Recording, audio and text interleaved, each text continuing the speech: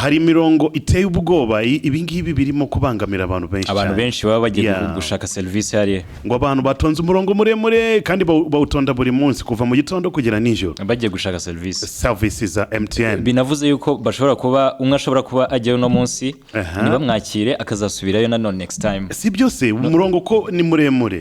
Akantu nabonye abandi babuze barambiwe gutonda umurongo baryamye no hasi. Imagine. Usanga abantu benshi bavuga bati kubera ko nubundi izi yuko yafatishije niyo mpamvu usanga batajya bita cyane kuri service bahereza abantu amprisino n'abantu bagiye ku ma branch yabo. Ari ahantu naragiye kubitsa amafaranga nyimana kugenda gatoya ahita abona ko amafaranga nago yuzuye. Ako kanya yese yahamagara kuri MTN ngo bafunge ya mafaranga yanjye. Amafaranga ya barayafunze bayasubiza kwa agent ya wa mucuruzi. Yes. Ako kanya ndabita mubwiye ngo noneho hamagara kuri MTN bansubize amafaranga yanjye. Yabaye nambara. Yarabahamagaye nabo bahita bavuga ngo turaza kugukorera. Umunsi wa mbere turaza kugukorera. Umunsi bituma nanjye mitandakara ntangiye kuvugisha ba customer care nabi. Kubera ikimwe amen they don't care. Customer care services they don't care. Barakubwiye ngo genda ukora icyo ushaka. Nasanze gabo baba hanga cyane mu bintu bijyanye n'ikoranabuhanga bahakaze. Nibo bari gukoresha account ya YouTube ya ALIKIBA. So abangaba rero nyuma yo gufata ino account ya ALIKIBA uzi ikintu bahise bakora bakti. Bahise bafata guhakinga account y'umuntu nk'uyu nguyu ufite followers 1,000,064. Maze video zose kuri account ya ALIKIBA zikaba zavuyeho. Hagasigaraho video ebyiri gusa. Ebyiri zonyine. Hariho Seduce Me, hariho na AJ Remix. Akabari Seduce Me ni video imaze imyaka 5 ikaba ifite 15 million views. Nabonye abatanzania bamwe bari kuvuga ngo ni Diamond wakoze biriya bintu ngo akoresheje abasore kugira ngo akoreho account ya ALIKIBA. No, Diamond by now na time afite yo guhangana na ALIKIBA. Umwe abamwandikiye inbox urumva uri buza kubisobanura mu Kinyarwanda njye ndabisoma mu Cyongereza. That guy you dating is eating a wall meal. Ngo uyo muntu murimo gukundana cyangwa murimo kudatinga arimo kurya ibiryo byose. Uziko ni Yolo de Queen yahise amusubiza ubwo mugabo yavugaga nde? Of course ni Harmonize Konde Gang. Yolo nawe yahise amusubiza ati and I'm single. Ahita ashyiraho emoji arimo araseka ati so sad. Ngo nta mukunzi mfite. Biranababaje. So ahangaha rero Yolo yahise confirminga ko atari mu rukundo n'umuntu wari we wese. Maybe yararimo gushaka yarari mu gatwiko ku muntu batigeze banadiringa. I'm very sure Yolo the Queen nagwa arimo gukundana na Harmonize. Byabana biki gihe abo babwiza nabandi bose bo bagomba kwitera makeup baracyari batoya. Baracyari mu guhiga hit. Miss George we yageze ahantu nago nshaka hit yanyu. Nago nshaka kumenyekana. Ndashaka kwikorera life yanjye. Life is choice. Je ndumva iriya look n'imyaka ye Miss George arakuze. Hari ahantu nagiye mu ma comments mbona ngo yabaye mubi cyane.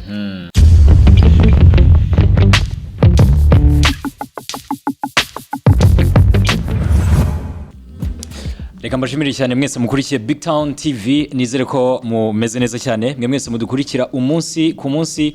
Ibiganiro byose tubagezaho update news tubagezaho buri kanya, exclusive interviews tubagezaho buri kanya, mukatwereka support yanyu iri big. Muri abantu bakomeye cyane. So nitwa Abu Wiz. Uyu munsi nabundi njyenyine ndi kumwe na big man, my big brother Bakti the navigator.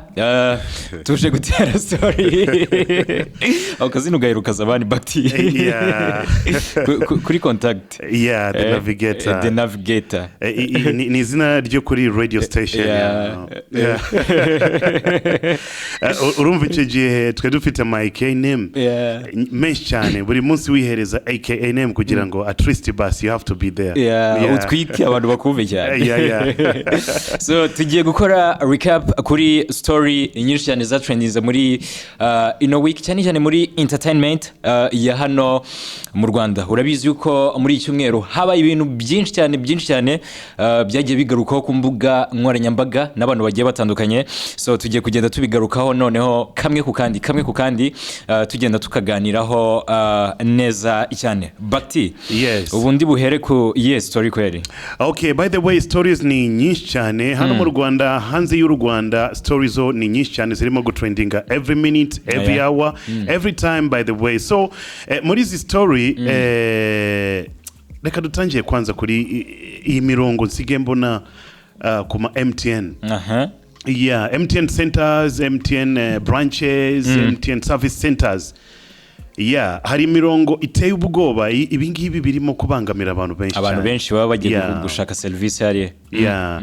So mukanya gato nari ndimo guca muri izi mbuga nkoranyambaga mbona kuri Twitter somebody yapostinze ibintu birimo kubera Nyagatare kuri MTN.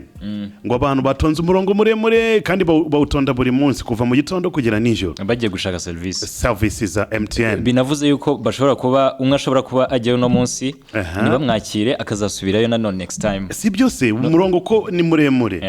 Yeah, it's not only Nyagatare. No, hari Nyagatare tutarava kuri story za Nyagatare hariya akantu nabonye abandi babuze barambiwe gutonda umurongo baryamye no hasi.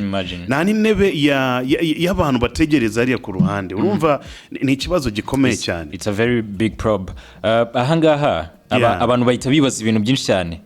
Bashobora guhita bibaza batese MTN yabifite abakozi bake kuma service center yaho kubera ko not hariya only muri Nyagatare na hano hirya Remera.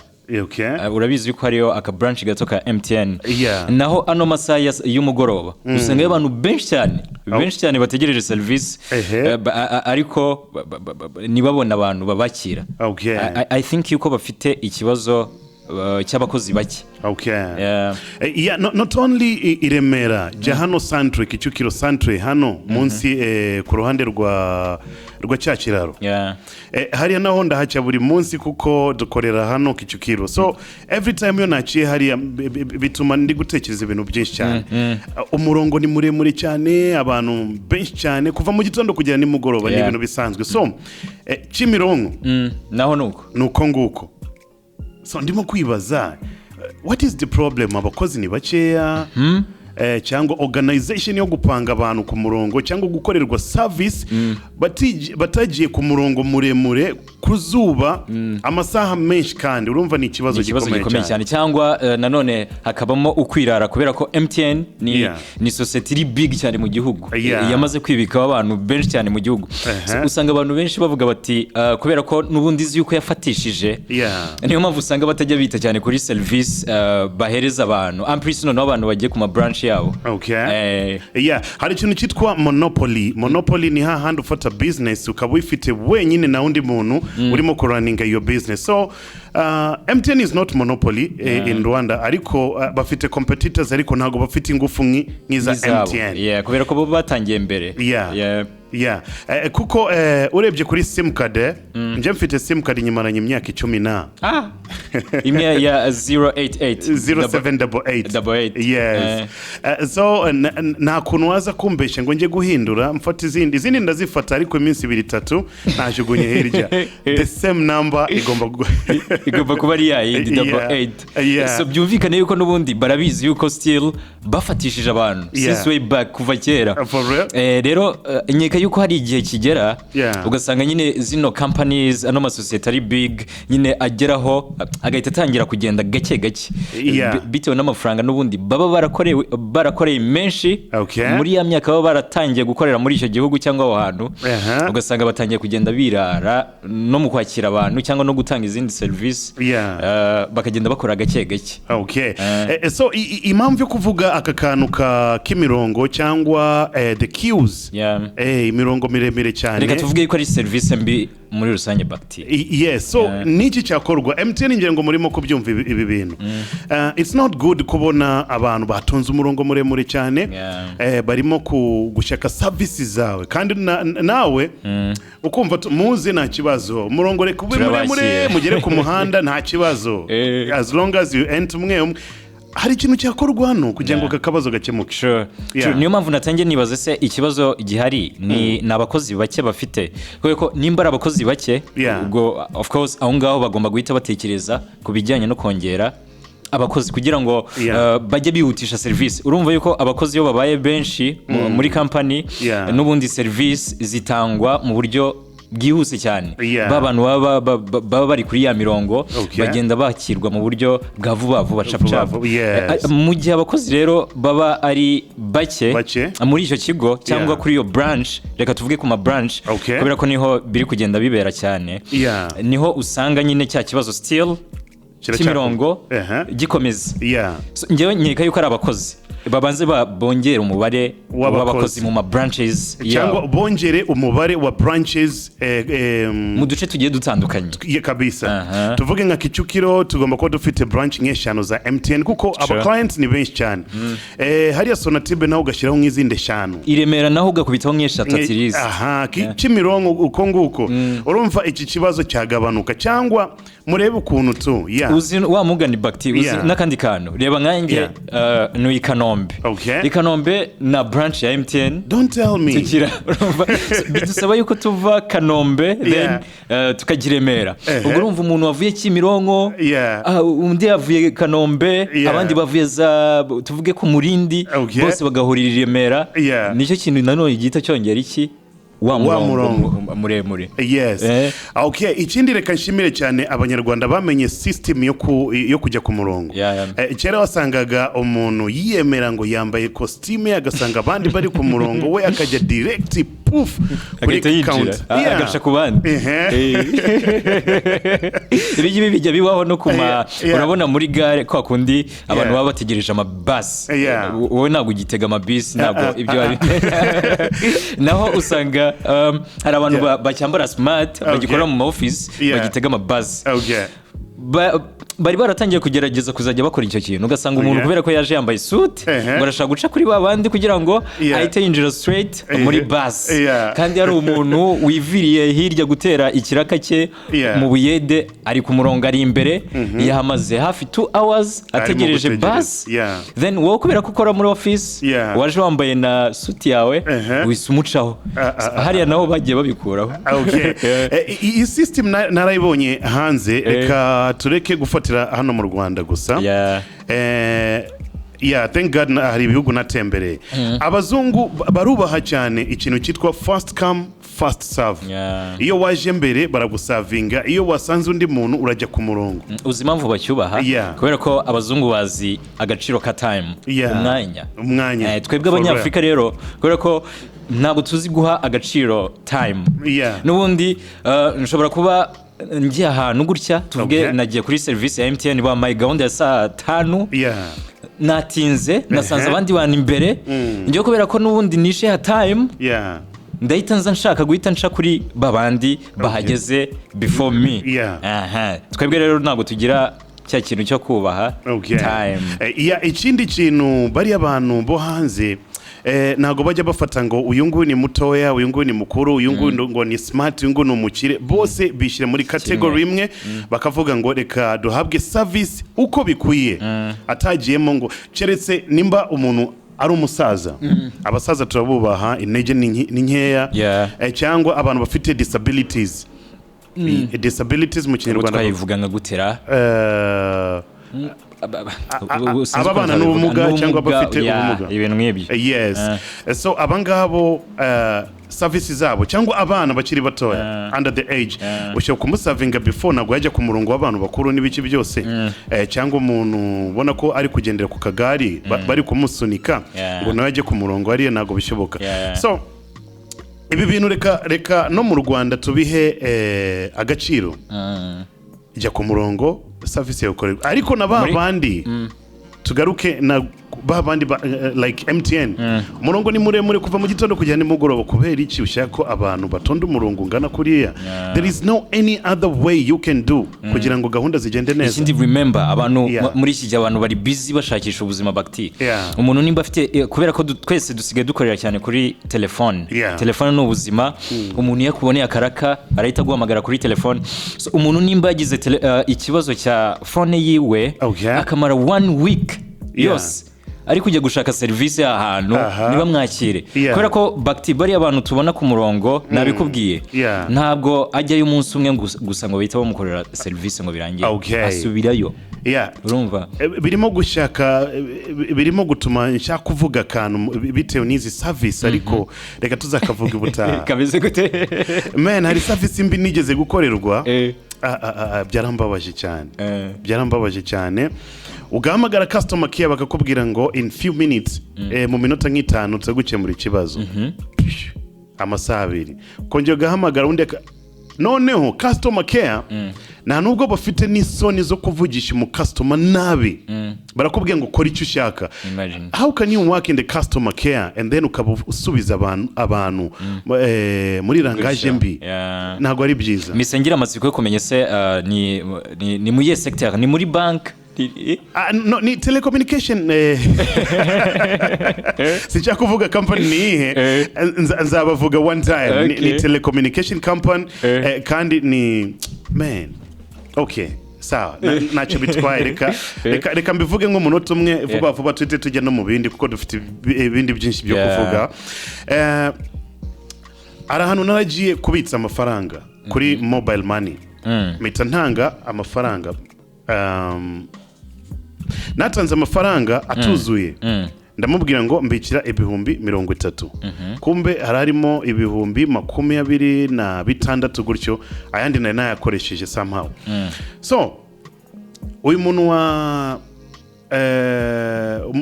muntu ugurisha me to you yafashe amafaranga arayambikira kuri phone 30 yuzuye none nyimara kugenda narindi mu modoka nyimara kugenda gatoya ahita abona ko amafaranga nago yuzuye. Ako kanya yese yahamagara kuri MTN ngo bafunge ya mafaranga yanjye.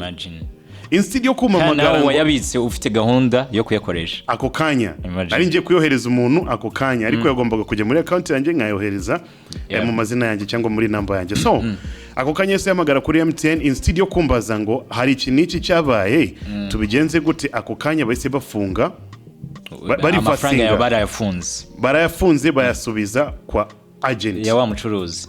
Yes. Ako kanya nahise mbibona kuri phone amafaranga yaba reversed yasubiye kwa agent.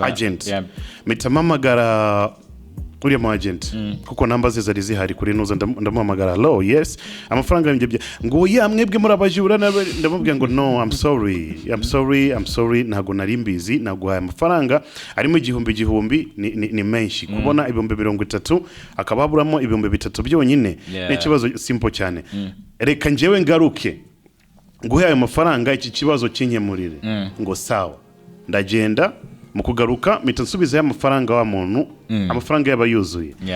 Ako kanya ndabita mubwiye ngo noneho hamagara kuri MTN bansubize amafaranga yanjye. Yabaye nambara yarabahamagaye nabo bahita bavuga ngo turaza kugukorera umunsi wa mbere turaza kugukorera umunsi bituma nanjye mitandakara ntangiye kuvugisha ba customer care nabi kubera iki man they don't care. Customer care services they don't care. Barakubwiye ngo genda ukora icyo ushaka. Kandi ntabwo ari muri ibingibi by'amasosiyete y'itumanaho gusa ni mu services menshi yo mu Rwanda. So reka twikosore muri customer care. Customer care umuntu uvugisha abantu kugira ngo bakemure ibibazo biri under your company cyangwa company uri gukoreramo. Subiza abantu neza ku kinyabupfura ubasobanurire neza aho binaniranye mubwire ngo please mbabarira jya muri step A cyangwa B. Hari abadutura umujinya ugasanga cause ni benshi cyane bakora mu service center cyane kuri call baba ari abagore cyangwa abakobwa. Abenshi rero usanga baza mu kazi bashwanye n'abagabo babo abandi bakaza bashwanye n'aba boyfriends so ugasanga bari kuza rero badutura imijinya twebwe turi gukenera service zabo. It's not good. Kandi ntabwo ari byiza. Ubundi mu kazi kose bakti nuzana ibintu byo muri famille ukabizana mu kazi none akazi gatuma uhura n'abantu benshi wica akazi karapfa cyane. Hari undi mushyitsi wanjye yigeze kumbwira ngo we yagiye muri customer care guhamagara bamuhe service iyo company ntabwo ndi buyivuge iyo service kugira ngo bayimuhe uzi ukuntu byagenze. Yahamagaye customer care kugira ngo mufashe amutera imijinya batangiye kuvugana nabi jama ahitarangiza n'ijambo ritangira na F. Wamujama washakaga iyo service abwira mu customer care F uziko umu customer care byamunaniye kwifata nawe ahita musubiza double F triple F ahitavuga ngo so gita nyine icyo ngicyo nicyo kintu gita kikwereka wa muntu baba barashyize muri kariya kazi nyine bita bikwereka uwo ari we. For real. Abenshi ubusanga nyine ni babantu donc nuko yicara hariya agatuza kubera ko arabizi yuko ahembwa ku kwezi ayo mafaranga ahembwa akamufasha kubaho ariko abenshi ubusanga nyine ari babantu wenda abantu bataza kunyumva nabi kubera ko turi kuganira kandi ni ibintu bibaho. Abenshi ubusanga ari babantu badafite discipline nta kinyabupfura ugasanga nyine we kwa kundi abayeho hanze ari no gushaka kubizana mu kazi kandi umukiriya burya bakti umutwara gake cyane. For real. Kandi discipline ni ikintu cyiza. Iyo wahawe akazi muri customer care imagine ririya jambo care ugomba kurihereza agaciro. You have to care. So if you don't care and then you are under customer care what are you caring for? Ibaze sasa no caring n'aba bantu iyo business urimo igafairing kandi guhemba ituma ubaho no muryango wawe. Si byose ni ikibazo. Thank you so much. Ibi ngibi reka tubisimbuke gatoya tuje ahandi. Something is popping. What's popping? Abahakazi batangiye gukora akazi. Ebu mereza kwanza history neza. History kare narindi kuri Instagram kuri YouTube ya ALIKIBA numwe mu bahanzi ukomeye cyane hariya muri Tanzania kubera ko ejo bundi amazi yadasohora indirimbo. Ejo bundi yaje kubatangaza ati anytime nshobora kudropinga ikintu umwanya wari we wese tu.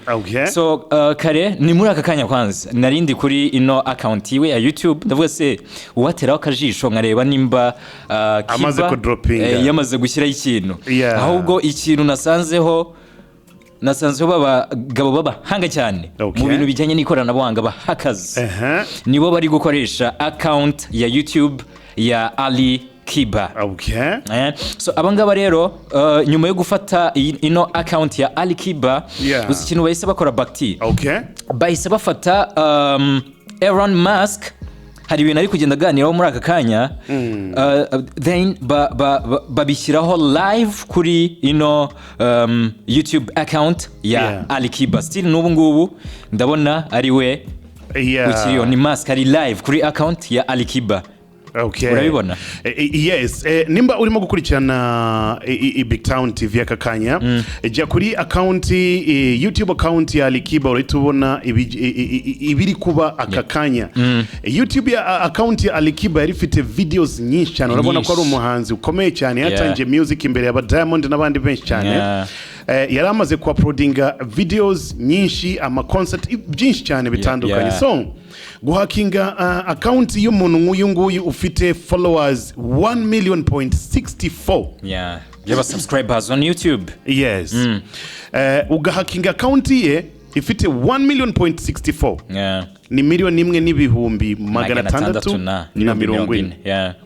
Ukayihakinga account nk'ingi maze video zose kuri account ya ALIKIBA zikaba zavuyeho hagasigaraho video ebyiri gusa ebyiri zonyine hariho Seduce Me hariho na AJ Remix akaba ari Seduce Me ni video imaze imyaka 5 ikaba ifite 15 million views miliyoni 15 za views iyo video bayisize yari imaze imyaka 5 yitwa Seduce Me bakaba basize indi video yitwa AJ Remix ikaba imaze 6 years imyaka 6 ifite 2.4 million views n'abantu benshi urumva izindi zose ziri muri account ya Alikiba bazikuyeho then barangije urabona hejuru kuri account ya Alikiba bashyizeho kariya ka @Tesla/CEO/Elon Musk urabibona bigaragara yuko ishobora kuba iri kugenzurwa n'abahanga cyane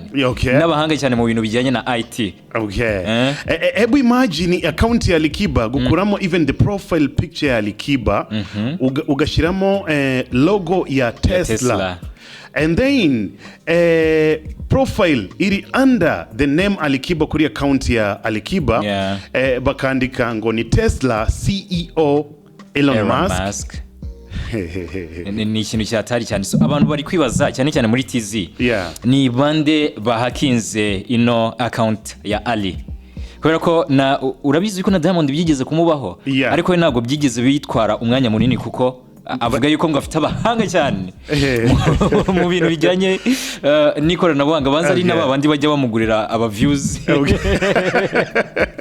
kuko ntabwo yigeze imara iminota 30 itaragaruka yayisigarukaho ikindi kintu gitangaje cyane urabona Alikiba bitewe n'izi views cyangwa subscribers asanzwe abona cyangwa afite kuri account ye hano kuri account ya Alikiba bahise ba Premier Linga live ikiganiro cya boss wa Tesla Elon Musk kugeza kakanya kirimo kurebwa n'abantu 5,500 urumva ni minota mike bagishize kugeza kakanya live watching kandi urabona yuko bimazeho n'igihe kinini hafi 1 hour the people who are streaming now ni 5,000 yes man hano niriye somo urimo kwiga iri somo kubera ko ibingibi nkunze kubibona ku ba star ba hano muri East Africa sindabibona kuri Wizkid sindabibona kuri Burna Boy sindabibona kuri Davido byumvikane yuko bo bafite abantu bakomeye cyane bagenzura zino accounts zabo yaba Instagram yaba YouTube yaba Twitter kubera ko barabizi yuko ari account zifite ikintu kinini cyane bamariye muri career yabo mu muziki so niyo mpamvu bakoresha abantu babahanga cyane bagenzura zino account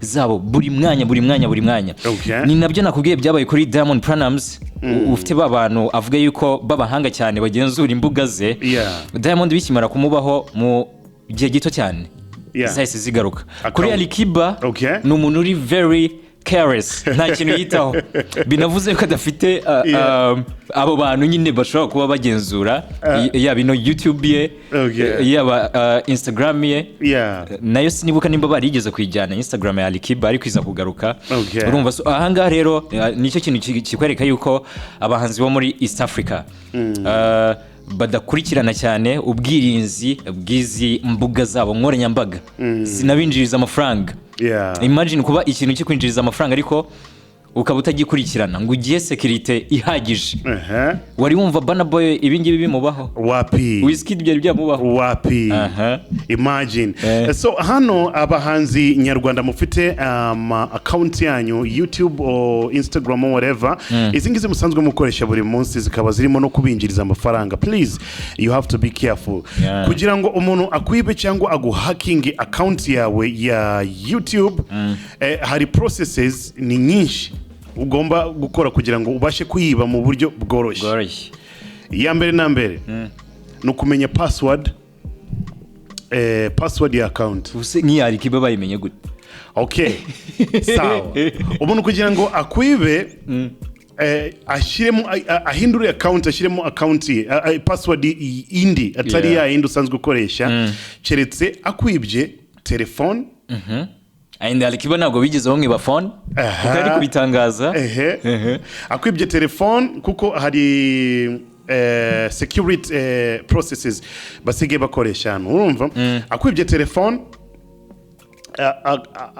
akagerageza guhindura password hahandi ho kwemeza akemeza utara logins out account utara logins out account bita byoro so izi process sinzi aba bahaka process bakoresheje nimba bamwibye telefone bamwiba cyangwa nimba bamenye password bakiba niyo telefone kugira ngo baze kwemeza cyangwa whatever simbizi so sinzi trick bakoresheje ariko aba hackers na hackers too bafite tricks nyinshi cyane nabonye abatanzania bamwe bari kuvuga ngo ni Diamond wakoze biriya bintu ngo akoresheje basore kugira ngo akore account ya Alikiba no Diamond by now na time afite yo guhangana na Alikiba Diamond amaze kuba businessman Alikiba we aracyari umuhanzi yaramusize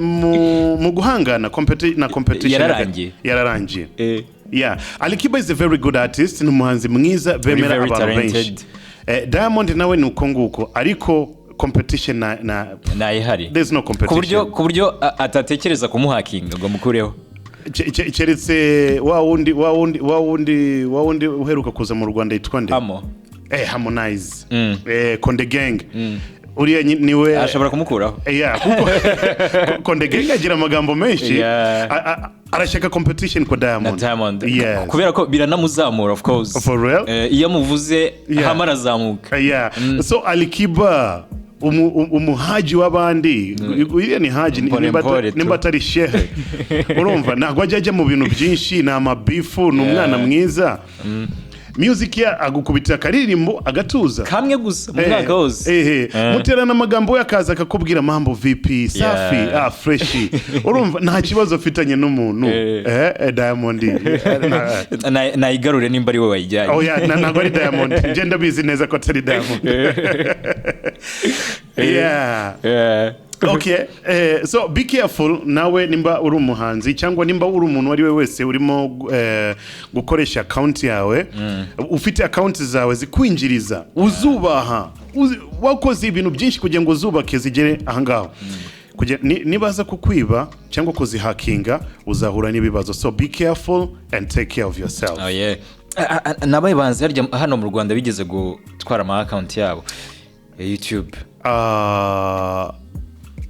Bruce Melody barayimutwaye ariko diriye I got to know nigeze kumenya ukuntu byagenze ariko it's not necessary ku be breaking up na yagose buriya twavuga ko bayimujyanye reka tujye no mu ba nyamakuru yago for real reka mbije mu gatoya yago I'm very sure ko account ye nago bigeze bayimujyanira hari ukuntu ukubitwa warning kuri YouTube bitewe na video wapostinze either wapostinze video ziri violence cyangwa ziri nudity ni video zishokoza abantu zirimo ubusa bwinshi abantu bambaye ubusa n'ibiki byose violence ni video z'imirwano cyangwa shootinze umuntu whatever so ni strike zikorwa na YouTube iyo wakoze ikosa rya mbere iriya video bayikuraho bakaguhereza warning iriya warning igumaho kuri channel yawe and then ukoze ikosa rya kabiri the same irya kosa warisubiyemo ikintu bahita bakora bakwambura uploading for baguha igihe cyo uploading I think nimba tari 2 cyangwa 3 weeks utari ku uploading channel yawe irahangaho ni warning like please don't do this we don't want this nago dushaka ibingibi so iyo wabikoze inshuro ya kabiri ubanza nimba bagukubita ukwezi utarimo ku uploading ariko channel yawe irahangaho so mu gihe utarimo ku uploadinga ni ibihano baguhereza ni ibihano baguha ibihano bagakubwira ngo tuza gatoya so iyo wabikoze ku nshuro ya gatatu channel yawe bayifunga cyangwa bayitwara burundu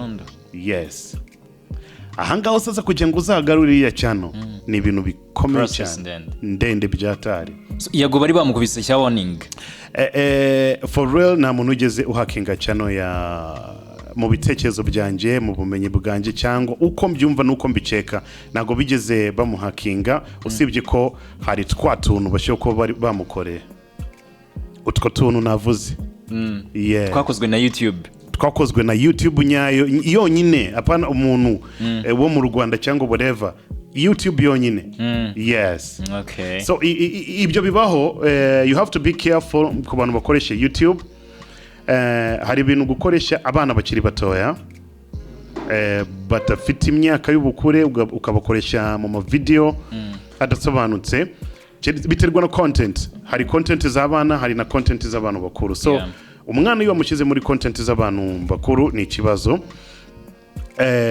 ushyizeho video z'urukozasoni cyangwa z'ubwambure bw'ubusa ni ikibazo ushyizeho video z'abantu bari kurwana ushyizeho video umuntu ari kubaga something like ingoko amaraso they don't like it violence muri makeya imirwano ya serie bikini filme gukina nabyo urumva YouTube abantu benshi nago baramenye kuyikoresha irasensinga usho kuvuga amagambo ukavuga ngo ndimo kuyavuga mu Kinyarwanda nta muntu uri kumva amagambo yanje so ukivugira ariko YouTube sinzi amarobo akoresha YouTube ifite ubwenge bwinshi cyane so reka twizere rero ko ino account ya Kiba iri buze kubigaruka mu gihe gito reka tubyizere ariko I don't know cyangwa nagatwiko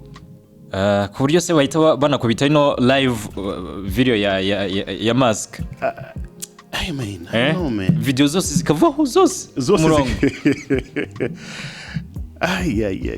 ashaka ko yazihidinze nawe arashaka ga trendy kubera ko amazi igihe atavugwa aryo bamubwiye ngo yari yanditse gute last time afite gahunda yo gushyira hanze ingoma very soon urabiza akora bucece ni umuntu utungura abantu cyane kabisa maybe wamugana ashobora kuba ariwe wakoze ku kantu just kugira ngo avugwe kubera ko twatanye no kumuvuga already hano tayari none ubu ngubu nko muri Tanzania showbiz muri Tanzania iri hejuru cyane ndakeka ko mu minota mike ya ebana already story yamaze kuba trend everywhere asho guhidinga cyangwa akazishyira muri private videos zose reba ngaha ho story bayishyizeho mu masaha 3 iyo ya kabiri YouTube channel ya ALIKIBA yadukuliwa na watu wasiojulikana ngo yatwawe n'abantu bataramenyekana urumva iyo ngiyo ni story ikomeye cyane very big mu gihugu cyo muri Tanzania akakanya ni ibintu bitabura kuvugwa mu Rwanda n'ahandi kuko ni ibintu bitangaje cyane ALIKIBA is one of the biggest artists dufite muri East Africa so reka dusimbuke ALIKIBA tujye ku yindi story ku bantu bafite amacano batazi kurinda channel zabo cyangwa account zabo ngira ngo mugomba kwiga amasomo yo gucyunga ibyanyu imitungo yanyu uriya no mutungo ukomeye cyane ibaza nk'ubu ALIKIBA kubisa umwaka umwe atayifite yabaho ariko nta kibazo yahomba za video za kera ariko ALIKIBA iyo yafunguye cyane even today yahita izamuka ariko nanjye nahita nkanda subscribe nose buriya ziriya video yaprodinze kera siziba zikibara of course nimba waprodinze video imyaka 10-15 ishize uyu munsi bakayiviewinga kubera ikitabara kubera itinjiza irinjiza of course kandi mbona zino ndirimbo zabo banzi baba bakomeye cyane ku isi zihora zirebwa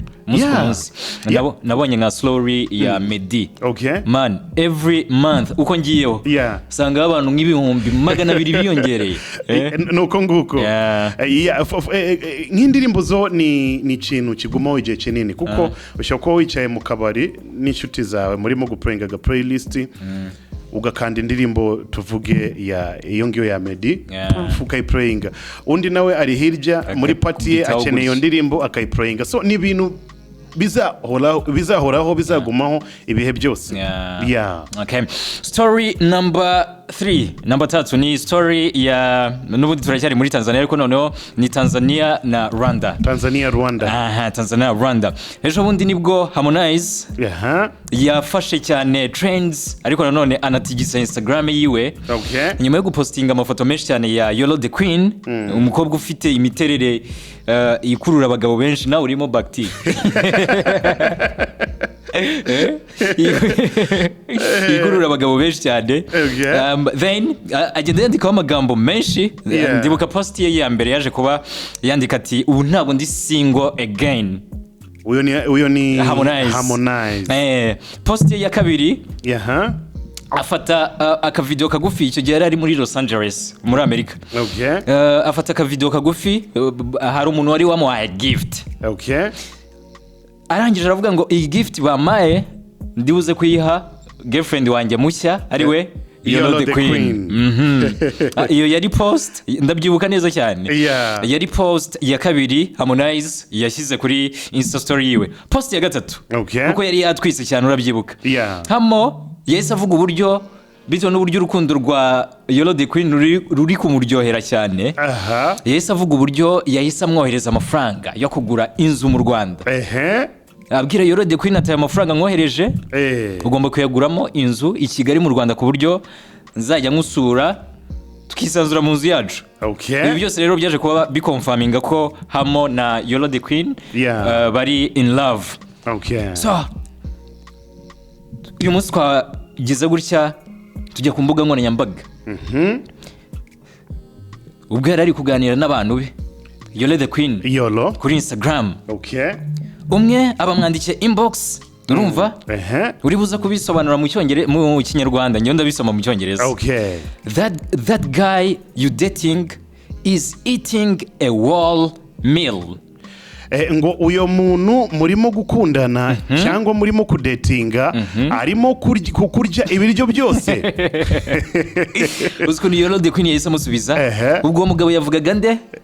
Of course ni Harmonize Konde Gang. Yolo nawe yahise amusubiza ati and I'm single. Ahita ashyiraho emoji arimo araseka ati so sad. Ngo nta mukunzi mfite. Biranababaje. So ahangaha rero Yolo yahise confirminga ko atari mu rukundo n'umuntu wari we wese. Ariko twebwe hano twahise tuvuga ngo ni Harmonize kubera ko Harmonize we yamaze kuba akonfaminga yuko ari mu rukundo na Yolo the Queen. Yes, okay. Reka dusubire inyuma gatoya. Harmonize ni umuntu uzi gukina na mind z'abantu cyane. Ntabwo ari Harmonize gusa, abahanzi benshi bo muri Tanzania bazi guplaninga for the attack ya future. Every time yagiye gusohora indirimbo arabanza agakanga abantu cyangwa akabazanira akantu kabashitura gatoya maze gatuma tumwibuka. Ariko ikintu gitangaje cyane, Harmonize kuva cyagiye yaje mu Rwanda ari kumwe na team yose ya Bruce Melody, yaraje mu Rwanda atangira kugaragaza love cyane idasanzwe muri iki gihugu. Love idasanzwe ngo yigeze no kuvuga ngo arasaba ubwene gihugu bwo mu Rwanda. Ndabyibuka muri iyo minsi yigeze no gufata ifoto ya His Excellence Paul Kagame ayishyira kuri profile yiwe Instagram. Imara n'igihe kabisa.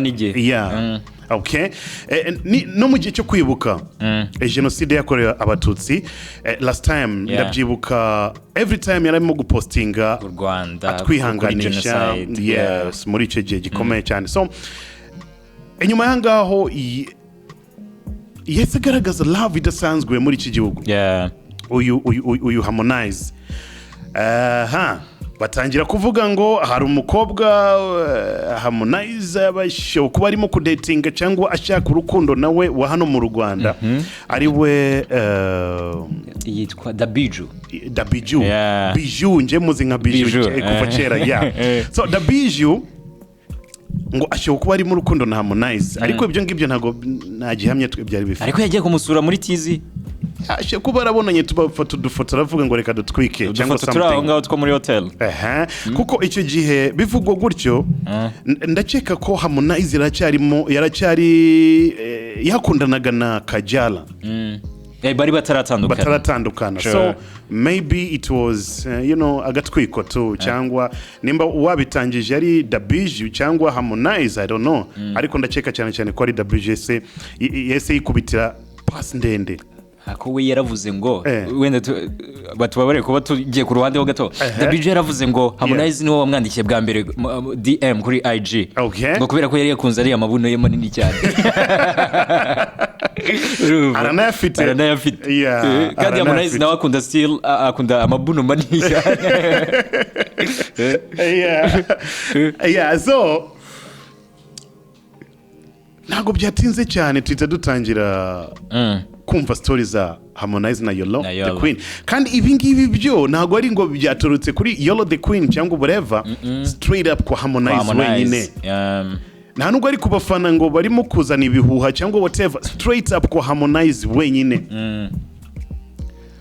ndibuka ugeze no gukora story zabo Harmonize yavugaga gute none ukuri Harmonize we yavugaga yuko ari gukunda u Rwanda urumva kubera ko rufite abakobwa beza ariko nanone rukaba rufite umugore we yamwitaga umugore we noneho and I remember yuko yavuze yuko Yolo the Queen ari we ugiye kuba last wiwe ni ukuvuga ngo umukunzi we wanyuma Chris Brown na Big Sean bafite indirimbo bise ngo ni My Last iyi ngoma Harmonize yarayikoresheje kuri Insta story ye yakoresheje aka video ka Yolo the Queen arimo aravuga uburyo agiye kuba umugore we wanyuma babandi bakajala ba Sarah bo mu Butaliyani ba nimba ari Brianka nimba ari inde whatever bose pembeni so urumva yuko ibi byose wa mugani wawe ashobora kuba yarabikoze afite target yiwe kuko turabizi yuko Diamond Platnumz afite abafana benshi cyane hano mu Rwanda benshi umuntu ntabwo yatinya kuvuga yuko arusha Harmonize Harmonize akoze show muri arena byamugora yuko ashobora kubona kimwe cya kabiri cy'abafana ba Diamond ari wenyine muri arena byamugora cyane ariko Diamond I'm very sure yuko ashobora kuyuzuza wenyine of course Harmonize ni Diamond ni big artist Harmonize nawe nago tuvuze ko atari big artist ariko Diamond ni yindi level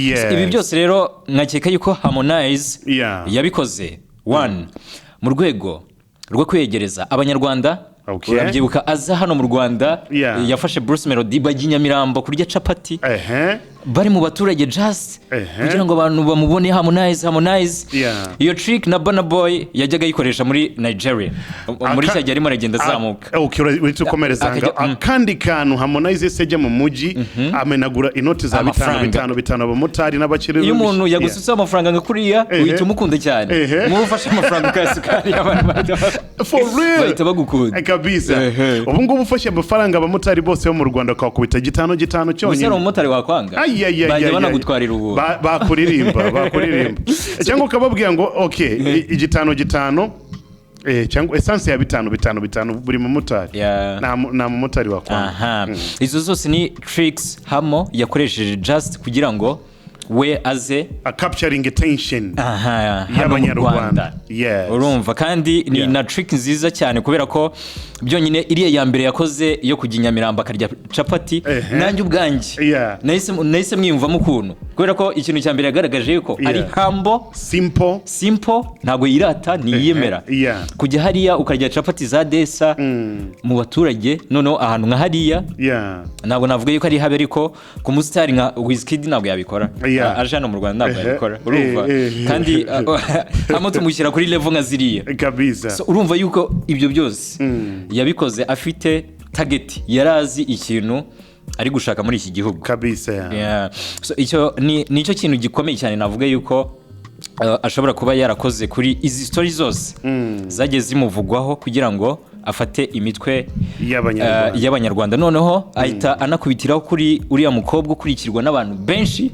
Yolo the Queen noneho abantu benshi bajya bibaza bati se uyu mukobwa bito n'imiterere ye abaho koko nukuri cyangwa ni robot ni cya Sophia kiraho urumva ahita akoresha nanone uriya mukobwa we kuko niwe wakoresheje imbaraga nyinshi cyane kugira ngo aganire na Yolo donc baterana amagambo cyangwa se base nk'abaganira ku social media imbaraga hamo yakoresheje zari nyinshi cyane kurenza izo Yolo yakoreshaga kubera ko Yolo yavugaga amagambo make yaba ari na caption agashyiraho ka emoji ka love cyangwa se maybe kandi kagurikira bigahita birangira aho ngaho mu gihe Harmonize we yakoreshaga yandikaga igitabo caption z'ibitabo kuri story iziwe so bigaragara yuko nyine we yarafite target and yaje kuba yigeraho kuko mu kwezi kwa gatandatu nyuma y'icyunamo mu kwa gatanu mu kwa gatandatu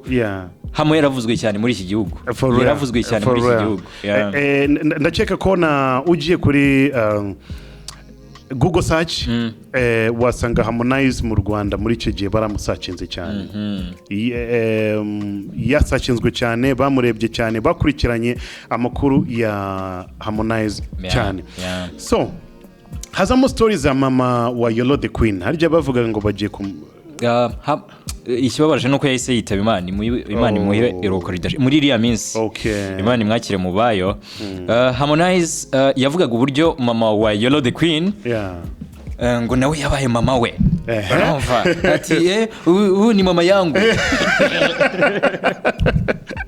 ati rwose amaze kuba umubyeyi wanjye bitewe n'uburyo we n'umwana we bari kuntwara muri no minsi bari kumakaya urumva ibyo byose nyine hamo yagiye abikora we just higeze hagaragara picture cyangwa agafoto Harmonize ari kumwe na Yolo the Queen reka tabyaranze hamo yagiye gukora show muri Amerika yari ari gukora tour ya Single Again ya ndirimbo ye so mu kujya muri Amerika Yolo nawe yahise ajya muri ni muri Zanzibar ni muri Tanzania ubwo urumva yagiye muri TZ hamo yaragiye muri Amerika hamo rero aza kubabara cyane ati se kubera iki waje naragiye ndi kwa Biden ndi muri Amerika urumva ati ibyo bintu byarambabaje cyane kuba waraje mu gihugu cyanjye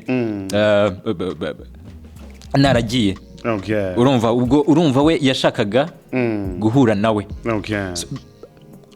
bishobora kuba batarahura na rimwe birashoboka cyane for real umuntu waba ari tayari gutangaza urukundo for example ubu ngubu tuvuge ngo Bakti akundana na Shadibu urumva nkabipostinga kuri Instagram account yanjye cyangwa muri one of my accounts nkabipostinga nkaba ndi proud ngo mama wa Shadibu abaye mama wanje urumva ngiye kubakira Shadibu inzu hariya inyanza ya Butare urumva something like that for example so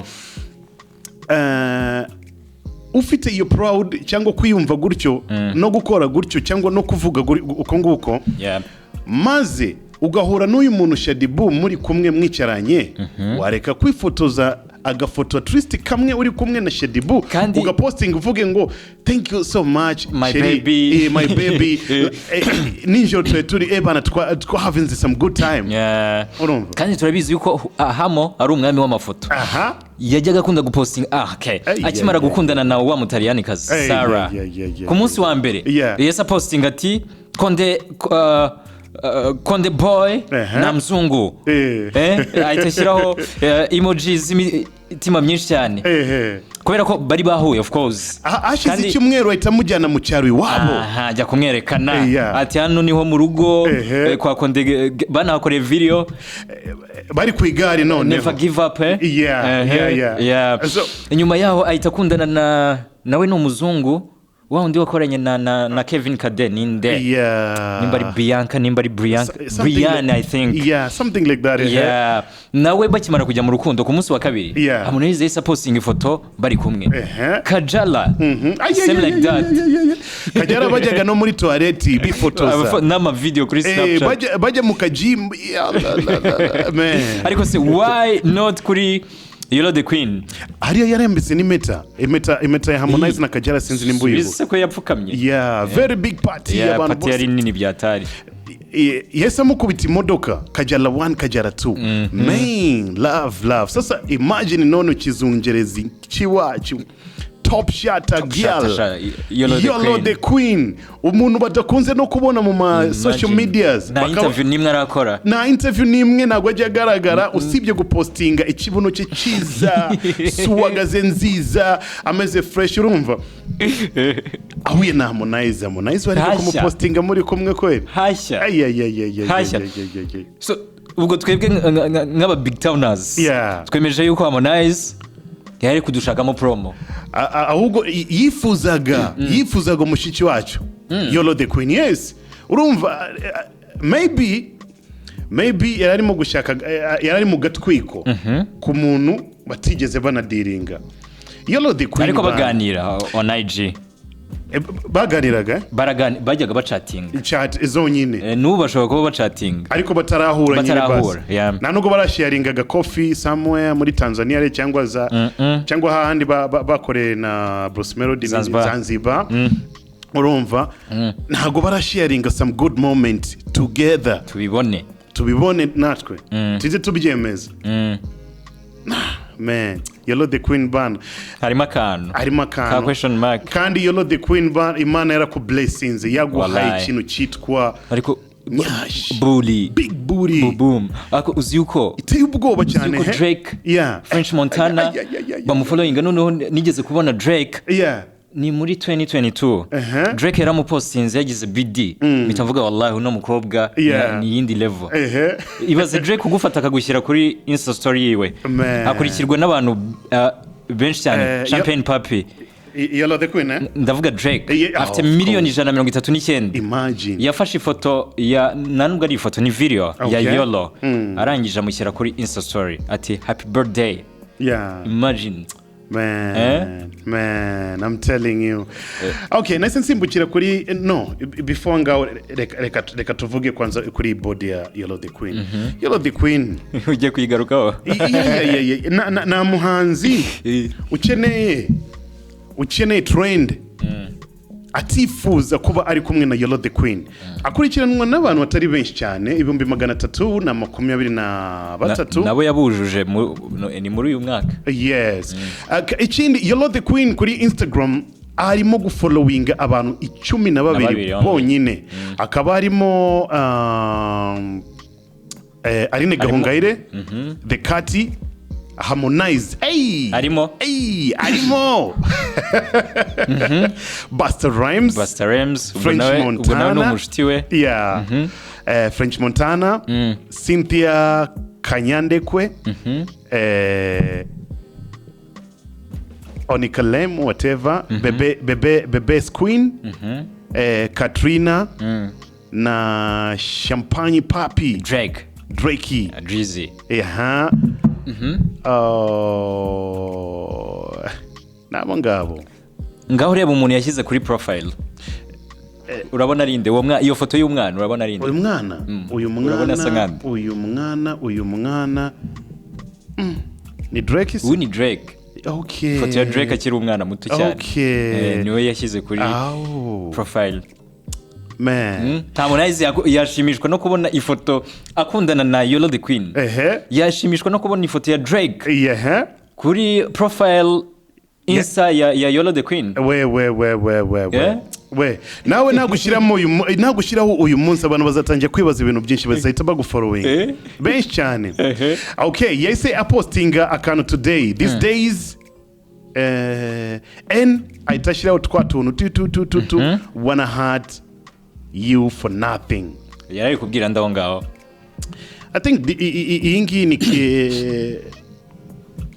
iyo ngiyo yayishyizeho nyuma yo gufata kandi nagusomeye mu kanya naka kagashyira kuri story kamwe yabwiraga wa mugabo yuko ari single ariko hano nyuma ndimo kubona hari ibindi bintu byanditswe hano nyuma sinzi nimba uri kubona who you f these days I think hano ishatse kwandika nigga wanna hurt you for nothing these days I don't even care for a title these days you just getting and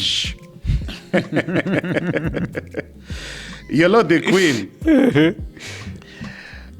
ari muri busy azi ibintu arimo ariko ugerageje guhuza izo post yagiye ashyiraho hari umuntu yari kubwira iyi ngiyi ni straight message ku muntu runaka tutigeze tumenya ariko ashobora kuba kandi bigaragara yuko bari close cyane uw'umugabo uyu ni Harmonize niwe nta wundi ni Harmonize Harmonize ni hamo ahubwo reka tumare like 1 week ejo bundi tuzasanga yamuriye unfollow. Yes postinga akandi gafoto kuri Instagram yiwe yaryamye ku gitanda afite ya body ye nini cyane hasi hejuru ni zero kumunda ni baba we man I'm telling you imani irarema kabisa. Okay yes yandika ngo your baby daddy spend all his money on me. Imagine your baby daddy ngo papa w'umwana wawe kandi that's true cyangwa abana bawe that's true ari gukoresha amafaranga kuri njyewe what does it mean? Ashatse kuvuga yuko hari igipapa kirimo guspendinga some money babura se ariko ni international Yolo ni international Yolo you killing Yolo she's so beautiful man even the face ni mwiza no nimba atari surgery I don't know man munda ni zero wowe ubibona gute ubona iri atari surgery man this body is real man iri ni surgery Black China uramuzi Black China ndamuzi Black China nawe yari afite nuze ijya kumera nk'iya Yolo ariko ejo bundi yaricuje cyane kubera akoze ibintu nkabiri kubera akoze surgery yatumye agira imiterere imeze nk'iyo ngiyo ya Yolo the Queen uzi ukuntu asigaye ameze Black China murebe kuri IG yaragabanyutse byatari kubera ko yagiye kwa muganga baramukurikirana byatari bamuvomamo y'amazi yose kuko bajya bavuga ngo biriya biba ari ibizi none hari umukobwa wo muri Nigeria ari akavirwe nabonye ko umukobwa wo muri Nigeria warwaye ibizi bigenda bisohokamo bisa nabi cyane biteye iseseme. Man is surgery abantu bagomba kuba careful cyane abakobwa bashaka amabere manini ikibuno kinini reba Black China ukuntu yabaye man yari umukobwa yarafite imiterere minini nago mwibuka ameze gutya I used to see her with the big ass like this ameze nka Nicki Minaj neza cyane so that's how it is. Be careful. Abashinwa basigaye bapumpinga ibibuno by'abashiki bacu kandi bo batabikora amabere y'abashiki bacu ugasanga umukobwa ameze arya niki n'ururabyo niki navuga ko ari iki hano hejuru ni munda ni shu hariyo ku kibuno ni ariko abagabo kubera iki mukunda cyane amabuno manini njyewe ntabwo ngiye kuvuga yuko nayakunda ariko umukobwa iyo urumva hari ukuntu urumva uzi impamvu abenshi bakunda donc abakobwa bafite iriya miterere abenshi bakubwira yuko nyine ngo baba bagaragara neza kwa just the look yonyine me no sasa basigaye bambara ibibuno basigaye bapumpinga ibibuno surgery n'ibiki byose so ariko nanone bakubwira ngo mu gitanda bari abakobwa ngo ni moto ngo ni moto atari abakobwa bafite amanuze manini ni atari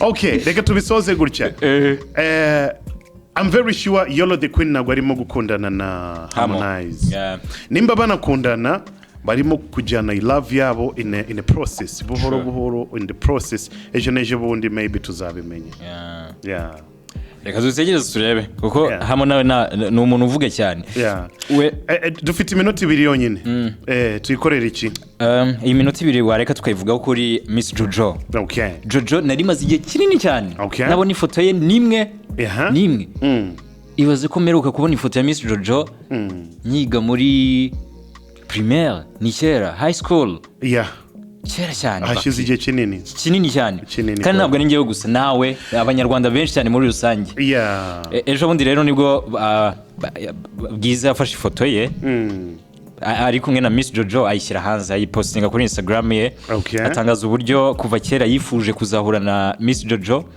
atangaza uburyo amufata nka role model we ariko iyo caption ya Bwiza ntabwo bigeze bayitaho ntabwo bigeze banayireba ahubwo bari kwirebera isura uburyo yabaye big ariko bagaruka cyane kuri look yiwe mu maso uburyo Miss Jojo asigaye ameze bamwe baramubenye bati what ati nuko yabaye bamwe bati yabaye umumama mwiza abandi nabo bati ati none se ko yatereranye umubiri we nabo bati ko isure yabaye kuriya urumva n'ubundi hashize imyaka myinshi kandi n'ubundi yakoze umuziki ari ntabwo yari umwana ntabwo yari umukobwa ukiri muto ubanza yarangije university yari yararangije yumvuye ko yari mukuru imyaka iciyeho ni myinshi abantu bari kugaruka kuri look yiwe ngo yabaye umukecuru n'iki bari kwivuga iriya look ya sister wacu Miss Jojo ngo ntabwo agaragara neza ngo ntabwo akiri nka mbere uramwibuka kera kiri akamisi keza kabisa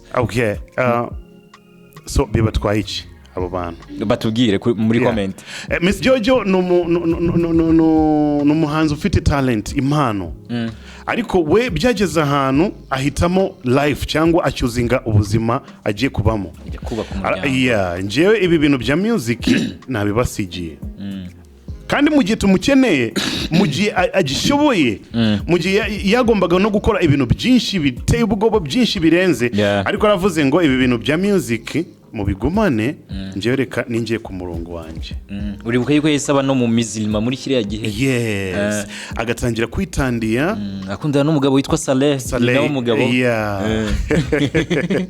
ndabyibuka ibi ngibi umunsi umwe tuzaganira na Rafiki bakoranye byinshi na Miss Jojo ndibuka iyo connection yabo kwa producer JP hariya kabyine ndayibuka zamani it was very good so Miss Jojo yahisemo live ibi bintu bya makeup by'abana b'iki gihe abo babwiza n'abandi bose bo bagomba kwitera makeup baracyari batoya baracyari mu guhiga hit Miss Jojo we yageze ahantu nago nshaka hit yanyu nago nshaka kumenyekana ndashaka kwikorera life yanjye life is choice so nje ndumva iriya look n'imyaka ye Miss Jojo arakuze uko wamubona uko ariko kose icyangombwa nuko ni life yahisemo no makeup reka nikubise imitandiyo yanjye maze ubuzima bwanjye bukomeze sinzi nimba hari ikindi kibazo nuko nguko nanjye nyimara kubona iriya foto nanone nkasoma comments z'abantu by the way zirimo n'iz'abanyamakuru kweri bakomeye bazi ibintu bya showbiz kandi bo bavugaga stories ziwe z'uburyo agiye kwita cyane ku muryango ubuzima bwe nyine atuje atari muri media ejo bundi bakagenda bandika ngo Miss Jojo hari ibinyamakuru bimwe nagiye mbona byagiye byandika ama title asa nkaho nyine atari fresh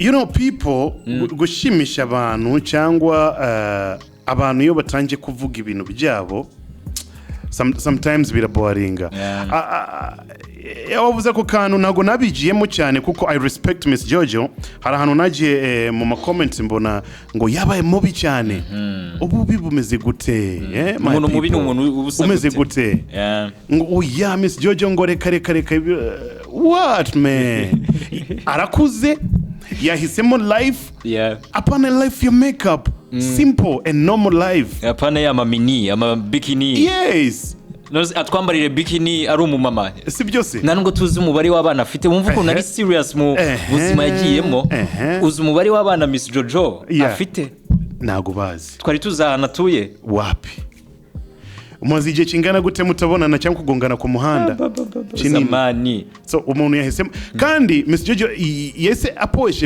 ibi ngibi byose afite ubushobozi bwo gukora ibintu birenze cyane yagombaga gukora music abantu bakumirwa yayivuye muri hejuru ari hit byatari on top kabisa ahitamo life aravuga ngo ibi bintu bya music njewe oya reka nje ku ruhande so uyu munsi kuza kumuvugaho ibyo bintu are you okay reka tumureke n'ukuri kw'Imana Miss Jojo none nabonye ariko nawe udapasi baramuvuze ejo bundi bakora graduation UTB nawe ngo yabaye mukecuru